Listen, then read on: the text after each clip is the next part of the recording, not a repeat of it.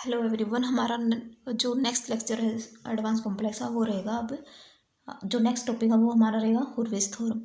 Statement क्या बोलती है कि let F K converge to F normally in a domain D, suppose each F K is analytic in D and let Z naught in D be a zero of function F Z of order m naught, then there exists a row greater than 0 and a number n which is greater than 0 such that each fk for k greater than equal to 0 has precisely m naught 0 in this region, and further the sequence of zeros of each fk converging to 0 of f, जो क्या हमारे पास यहाँ पे z note. तो क्या बोल रहा है कि ये कोई भी डोमेन डी है और सीक्वेंस की कंडीशन ये है कि नॉर्मली कन्वर्ज कर रही है और जो हर फंक्शन है सीक्वेंस का वो क्या है, एनालिटिक है। तो एक जेड नोट 0 हम लेंगे किसकी, एफ जेड की इनसाइड डोमेन डी। तो यहाँ पे एक रो एग्जिस्ट करेगा और एक एन एग्जिस्ट करेगा। मान लीजिए एक रो एग्जिस्ट करेगा इस तरह से, जिसके कोरस्पोंडिंग एफ के की वैल्यू, एफ के की जीरोस, सीक्वेंस के फंक्शंस की zeros for K greater than equal to N, means after skipping some step, means K greater than equal to N है तो एन या एन से बाद के जो भी एफ वन, जो भी F N plus one, F N plus two जो फंक्शंस होंगे उनकी जीरोस क्या होंगी, हमारे पास such that each F K has precisely, means बिल्कुल कितनी होंगी, एम नोट 0 ही होंगी। अब जो जेड नोट थी वो रिपीट कितनी बार हो रही है, एम नोट टाइम्स रिपीट हो रही है, इसलिए हम इसको क्या बोल रहे हैं कि जेड नोट 0 हो ऑर्डर एम नोट की। तो after a finite number of step F N plus one also has a zeros in this region and with the same counting multiplicity. और दूसरी बात क्या है कि जो सीक्वेंस है फंक्शंस की, उसके कोरस्पोंडिंग जो फंक्शन बनेंगे हमारे के greater than equal to N के लिए, उनके जीरोस की हम क्या बनाएंगे, एक सीक्वेंस बनाएंगे और वो सीक्वेंस किस पे कन्वर्ज करेगी, एफ के 0 पे कन्वर्ज करेगी। ये हमारी होती है हुर्वित्ज़ थ्योरम। तो इसको हम प्रूफ करेंगे किससे, बाय यूजिंग आर्गुमेंट प्रिंसिपल। किससे प्रूफ करेंगे, आर्गुमेंट प्रिंसिपल से। तो प्रूफ देखेंगे, कंसीडर करेंगे two integral, consider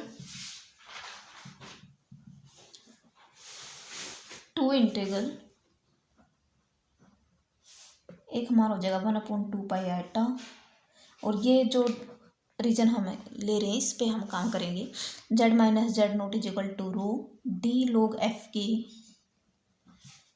is equal to M K and 1/2 iota Z minus Z naught is equal to rho D log F is equal to M naught. अब argument principle में क्या होता है हमारा, number of zeros minus number of pole. तो M K मैंने मान लिया कि M K number of zeros हैं एफ के की, और एम नोट है जो नंबर ऑफ जीरोस हैं किसकी, एफ की। तो जो एक क्वांटिटी और होती है हमारी नंबर ऑफ पोल्स वाली आर्गुमेंट प्रिंसिपल में, वो यहाँ पे क्या हो जाएगी, 0, क्योंकि क्या गिवन है कि हर एफ के एनालिटिक है। अगर हर एफ के डी में एनालिटिक है तो इस रीजन में एनालिटिक होगा, और अगर एनालिटिक होगा तो उसके पास कोई पोल नहीं होगा, तो वो क्वांटिटी हमारी 0 हो जाएगी। सिमिलरली अगर हर एफ के एनालिटिक है और कन्वर्जेंस नॉर्मल है, तो हमने प्रीवियसली एक रिजल्ट किया था कि अगर कन्वर्जेंस नॉर्मल हो और हर एफ के एनालिटिक हो तो एफ भी एनालिटिक होता है। तो उसी प्रीवियस लेमा से या रिजल्ट से अगर हम देखें तो ये फंक्शन क्या हो जाएगा, हमारे पास एनालिटिक हो जाएगा। अगर ये एनालिटिक होगा डोमेन डी में तो क्या होगा, इसके पास कोई पोल नहीं होगा, तो वो क्वांटिटी भी यहाँ पे क्या हो जाएगी, 0। इसलिए सिर्फ लिया कि number of zeros of F K, number of zeros of M naught. अब ये इंटीग्रेशन हमने डिफाइन कर दिया 1 और 2। तो सबसे पहले बात होती है कि हम इनको क्या शो करें कि ये वेल डिफाइन है। वेल डिफाइन तो हमें दिखाना पड़ेगा, क्योंकि डी लॉग एफ के क्या हो रहा है, डी लॉग एफ के क्या होता है, एफ के डेरिवेटिव डिवाइडेड बाय एफ के और डी जेड। तो मैं अब ये क्वांटिटी मेरे को वेल डिफाइन दिखानी पड़ेगी अलोंग द दिस कर्व। अब इसको मैं अगर वेल डिफाइन दिखाना चाह रही हूँ तो मैं क्या दिखा दूंगी कि F K not equal to 0 on boundary, या इस कर्व के कोरस्पॉन्डिंग। सिमिलरली में यहाँ पे क्या आ जाएगा, F dash divided by F, तो एफ को नॉन 0 शो करना पड़ेगा अलोंग दिस कर्व। तो सबसे पहले वही काम हम करेंगे कि हमें क्या गिवन है, F is analytic, F is analytic given है, इसका मतलब मोड एफ भी क्या होगा, एनालिटिक। मोड एफ एनालिटिक है तो मैं यहाँ से बोल सकती हूँ mode F is continuous, mode F continuous. एक बात तो ये हुई। दूसरी बात, हमारे पास जो कर्व है वो क्या है, सर्कल है। तो सर्कल क्या होता है, कॉम्पैक्ट सेट। तो कंटिन्यूअस फंक्शन ओवर ए क्लोज या ओवर ए कॉम्पैक्ट सेट। तो अगर हमारे पास एक रिजल्ट होता है, हमारे पास अगर कोई भी कंटिन्यूअस फंक्शन है किसी कॉम्पैक्ट सेट पे, अगर वो डिफाइन है तो क्या करेगा, वो कंटिन्यूअस फंक्शन अपनी मिनिमम और मैक्सिमम वैल्यू बोथ अटेंड करेगा उस सेट में। तो उसी रिजल्ट को हम यहाँ पे यूज करेंगे। यहाँ से क्या आया हमारे पास कि जो मोड एफ के वो कंटिन्यूअस है ऑन द कॉम्पैक्ट सेट। इसका मतलब mod F attain its maximum और minimum value on Z minus Z naught is equal to rho. यहाँ से ये बोल सकते हैं। इसका मतलब क्या हुआ कि मोड एफ की वैल्यू मान लीजिए डेल, डेल को मैंने मान लिया कि मिनिमम है। अब डेल नॉन जीरो होगा, क्योंकि अगर ये जो रीजन था हमारा, इसमें क्या था, जो जेड नोट है वो जीरो है, एफ जेड नोट हमारा क्या है, जीरो है। अब एफ नोट हमारा क्या गिवन है इसमें, F Z naught is equal to zero. और जो बाउंड्री है, बाउंड्री पे हमने क्या लिया कि फंक्शन अटेंड करेगा उसकी मैक्सिमम और मिनिमम वैल्यू। अगर वो मैक्सिमम मिनिमम वैल्यू अटेंड कर रहा है बाउंड्री पे, तो जीरो तो उसकी मिनिमम वैल्यू होगी नहीं। अगर जीरो मिनिमम वैल्यू नहीं है तो जो भी मिनिमम वैल्यू होगी बाउंड्री पे, तो उसका अगर हम मॉडल से लेंगे तो वो क्या होगी, पॉजिटिव क्वांटिटी होगी, मीन्स नॉन जीरो क्वांटिटी होगी। इसका मतलब जो मोड एफ है वो हमने मान लिया कि ग्रेटर देन इक्वल टू होगा डेल से। तो हमने क्या दिखा दिया कि मोड एफ एक पॉजिटिव क्वांटिटी से क्या है, ग्रेटर है along the curve Z minus Z naught is equal to rho. तो जो सेकंड वाला इंटीग्रेशन है 1/2 पाई आइटा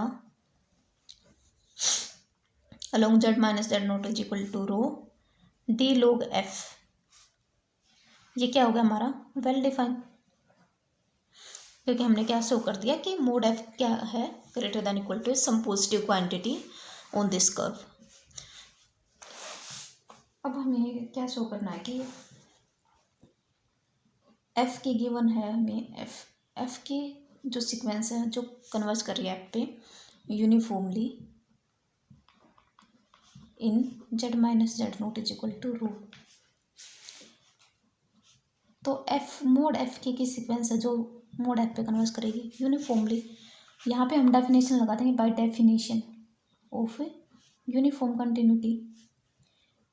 यूनिफॉर्म कंटिन्यूटी की डेफिनेशन लगा देते तो क्या हो जाएगा, mod F K minus mod F less than epsilon for all K greater than equal to N and for all Z belongs to this curve gamma.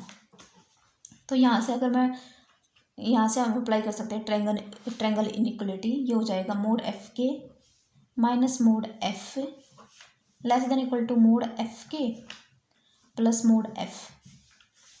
तो ये क्या हुआ, mod F K minus mod F. तो इस quantity को मैं क्या कर सकती हूँ, मोड एफ हमारा क्या है, किसी पॉजिटिव क्वांटिटी से ग्रेटर है, तो इसको मैं किसी भी मतलब मान लीजिए किसी डेल्टा से ग्रेटर देन इक्वल टू दिखा सकती हूँ। तो यहाँ से हमारे पास क्या होगा कि मोड एफ के जो हुआ वो किसी डेल्टा बाई 2 से ग्रेटर देन हो गया। इसका मतलब वो क्या होगा, किसी पॉजिटिव क्वांटिटी से ग्रेटर देन और इक्वल टू हो गया। तो दोनों के केस में हमने क्या दिखा दिया कि जो एफ है और जो एफ के की सीक्वेंस है ये किसी पॉजिटिव क्वांटिटी से ग्रेटर देन और इक्वल टू है। इसका मतलब जो हमारे इंटीग्रेशन हमने फर्स्ट और सेकंड जो इंटीग्रेशन लिए हैं वो क्या है, वेल डिफाइन। अब जो हमारा काम रह गया वो रह गया कि जो सीक्वेंस है एम के वो किस पे कन्वर्ज करेगी, एम नोट पे। उसके लिए हम क्या करेंगे, तो एम के जो है ये आपका रिप्रेजेंट करेगा number of zeros of F K for a sufficiently large value of K and M naught is a number of zeros of F, ये आपका रिप्रेजेंट करेगा एम नोट। तो now consider integral, now consider a value, now consider F K dash divided by F K minus F dash upon F. इसको मैं लिख सकती हूँ F K dash F minus F dash F K divided by F K F. तो यहाँ से हमारे पास क्या आ गया, F K dash F minus F dash F K divided by F के मोड एफ। ये दोनों क्वांटिटी हमारी जो है एक greater than delta by two से, और एक क्या है जो एफ है मोड एफ वो ग्रेटर देन है किससे, डेल्टा से। तो ये इस क्वांटिटी की वैल्यू हम यहाँ पे रखेंगे तो हमारे पास क्या आ जाएगा कि this is less than equal to 2 by delta square mod of F K F minus F dash F के।